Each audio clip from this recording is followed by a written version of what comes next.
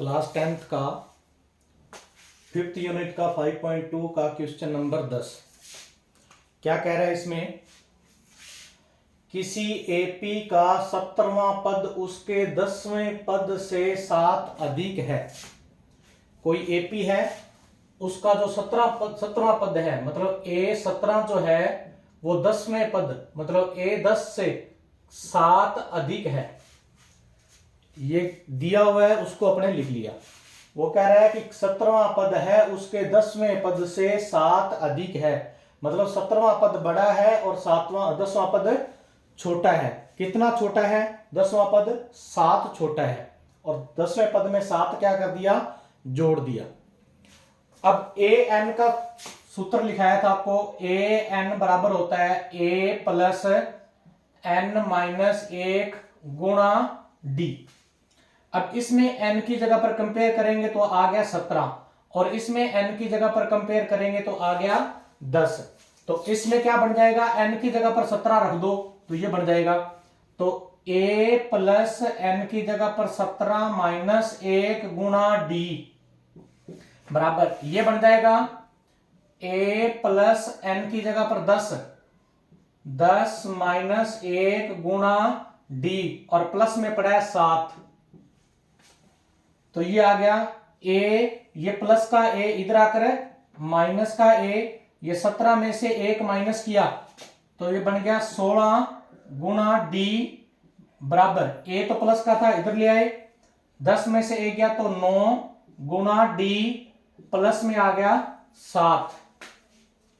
a से a cut गया, ये बन गया 16d, ये बन गया 9d प्लस का इधर आएगा तो माइनस का 9d बराबर आ गया 7। 16d में से 9d घटा दिया या माइनस कर दिया तो बच गया 7d बराबर 7। 7d बराबर बच गया 7। तो d का मान आ गया 7 गुणा में गुणे वाली संख्या 7 में 7 का भाग दिया तो d का मान आ गया 1। तो सारा अंतर ही पूछा था, सारा अंतर आ गया 1, तो d का मान हो गया इसमें 1।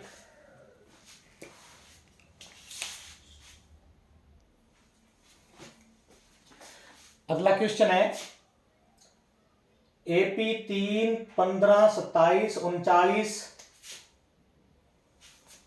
का कौन सा पद उसके 54वें पद से 132 अधिक है। वो कह रहा है कि इसका जो 54वां पद आएगा वो पद ज्ञात करना है जो उससे 132 अधिक होगा। तो पहले तो अपने को निकालना पड़ेगा 54वां पद। तो इसमें देखो एपी अपने पास है 3, 15, 27, 39। पहले ही पहला मान होता है ए का, तो ए का मान आ गया 3। उसके बाद डी का मान, डी बराबर होता है A2 माइनस A1, मतलब दूसरा पद A2 हो गया और पहला पद हो गया A1। तो D बराबर आ जाएगा A2 का मान 15 माइनस 3, तो D बराबर आ गया 15 में से 3 माइनस किया तो 12। और 54वां पद ज्ञात करना है तो n का मान हो गया 54। अब an का सूत्र, तो an का सूत्र होता है a प्लस n माइनस 1 गुणा d। n का मान है 54, तो ये आ जाएगा an का मान 54 बराबर a का मान है 3 प्लस n का मान है 54 माइनस 1 गुणा d का मान है 12। तो a 54 बराबर आ जाएगा 3 प्लस 54 में से 1 गया तो 53 गुणा 12। तो a 54 बराबर आ जाएगा 3 प्लस 12 को 3 से गुणा किया 36, असल बच गई 3, 12 5 60 और 63। a 54 बराबर आ जाएगा 639। तो ये तो 54वां पद आया अपने पास, लेकिन अपने को क्या चाहिए कि 54वें पद से जो 132 अधिक है। तो अपने को लिख लेंगे 54वें पद से 132 अधिक, तो 54वां पद है अपने पास 639 और प्लस उसमें जोड़ना है 132, तो ये आ जाएगा अपने पास है 1 7 और 7। तो वो पद ज्ञात करना है जो जिसका मान 771 है। इसका मतलब ये ए एन का मान हो गया, ए एन का मान अपने पास हो गया 771। तो वो पद ज्ञात करना है, मतलब एन का मान क्या करना है, ज्ञात करना है। दोबारा फिर ए एन का सूत्र लगा लो। ए एन का सूत्र होता है ए प्लस एन माइनस 1 गुणा में डी। तो ए एन का मान है 771 बराबर ए का मान है अपने पास 3 प्लस एन का मान ज्ञात करना है -1 और डी का मान है 12, जो कि पहले निकाल चुके हैं। अब 771 3 प्लस का इधर आएगा तो माइनस का बराबर बच गया n-1 गुणा में 12। 771 में से 3 गया तो 768, ये 12 गुणा में गुणे वाली संख्या भाग में बराबर n-1, 12 का भाग दे दो, 12 6 का 72 बच गया 4 48, 12 चौका 48 तो बच गया 64, माइनस का 1 इधर आकर है प्लस का 1 बराबर n, तो 65 बराबर n। तो वो कौन सा पद है जो 54वें पद से 132 अधिक है, तो वो है 65वां पद। तो 65वां पद है जो 132 अधिक है। उम्मीद है समझाया होगा आपको। एक क्वेश्चन और पूछा है, वह एपी ज्ञात कीजिए जिसका तीसरा पद 16 है और 7वां पद 5वें पद से 12 अधिक है। तो इसमें क्या क्या दिया हुआ है वो लिख लेते हैं पहले। एक तो दिया है कि तीसरा पद 16 है, मतलब A3 का मान 16 दिया हुआ है। दूसरे नंबर पर उसने कहा है कि सातवें पद का मतलब A7 5वें पद से, मतलब A5 से कितना अधिक है 12, मतलब 7वां पद अधिक है, तो ये छोटा है, तो इसमें 12 और क्या करना पड़ेगा, जोड़ना पड़ेगा। तो ए एन का फॉर्मूला होता है अपने पास ए प्लस एन माइनस 1 गुणा डी। अब एन की जगह पर 7 रख दोगे तो ए 7 बन जाएगा, एन की जगह पर 5 रख दोगे तो बन जाएगा ए 5। तो ये आ जाएगा, एन की जगह पर 7 रखो तो ए प्लस एन की जगह पर 7 माइनस 1 गुणा डी बराबर ए प्लस एन की जगह पर 5 माइनस 1 गुणा डी और प्लस आ गया 12।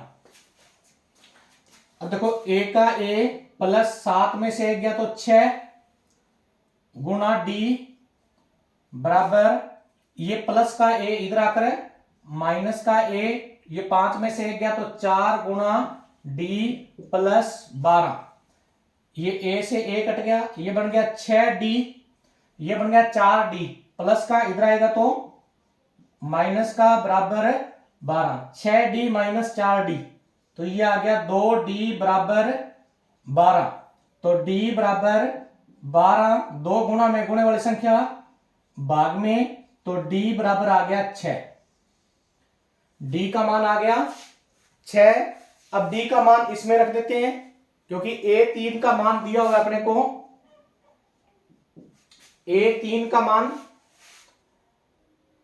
16 और A3 का सूत्र क्या बनेगा, इसमें n की जगह पर 3 रख देंगे तो A प्लस n की जगह पर 3 माइनस 1 गुणा d बराबर 16, तो यह आ जाएगा A प्लस 3 माइनस 1 2 गुणा d का मान 6 बराबर 16, तो a प्लस ये आ गया 12 बराबर 16, तो a बराबर 16, 12 प्लस का इधर आकर माइनस का, तो a बराबर आ गया 4। तो देखो a का मान आ गया 4 और d का मान आ गया 6।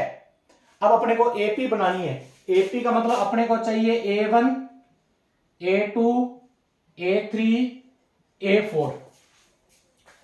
अब एक चीज ध्यान रखना कि किसी का फॉर्मूला है सीधा लिखना सीखेंगे। अब जैसे a 7 है तो देखो यहाँ पे एक के साथ 6 डी आया है, जैसे a 3 है तो यहाँ पे 2 डी आया है, तो मतलब जितना पैर में लिखा हुआ है उससे एक कम डी लिख देंगे।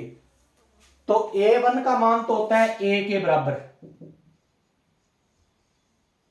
अब a2 का मान देखो सूत्र में क्या है, n-1 है, देखो a तो आएगा ही आएगा, प्लस n-1 मतलब 2 - 1 तो सिर्फ 1 आ जाएगा, 1 गुणा d।